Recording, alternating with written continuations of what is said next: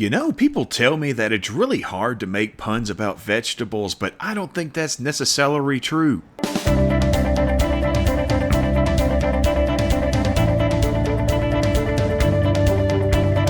Hey folks, welcome to This Week in History, and right off the bat, as always, we want to go ahead and thank our patrons, Steve Stevens, Clayton Jaimez, the Hayes family, Patrick Freeman, and Mark Penn-Griffin. We appreciate your support, and we appreciate the support from all of you through liking, sharing, subscribing, all that good stuff. But if you want to help out a little bit more, you can check out the link to our Patreon in the description below. Anywho, let's get to it. On February 13th at 962, Holy Roman Emperor Otto I and Pope John XII co-signed the Diploma Adonianum, which recognized John as ruler of Rome and the Papal States, established elections for future popes, and set up the Holy Roman Emperor as the protector of papal power. And yes, we did a whole video on John XII that you can check out. In 1642, the Clergy Act of 1640 became law, excluding bishops of the Church of England from serving in the House of Lords. This was eventually repealed in the Clergy Act of 1661. On February 14th of 496, the traditional date given for the establishment of the Feast of St. Valentine by Pope Gelasius I to honor St. Valentine of Rome, who had been martyred on that day in 269. On February 15th at 706, Byzantine Emperor Justinian II, after regaining his throne, had his two predecessors, Leontius and Tiberius III, publicly executed in the Hippodrome of Constantinople. It should be added here that Tiberius had Leontius's tongue and nose removed when he overthrew him, so yeah, I just thought I'd add that. On February 16th at 1646, the last major battle of the First English Civil War took place at the Battle of Torrington, where the royalists that supported the absolute monarchy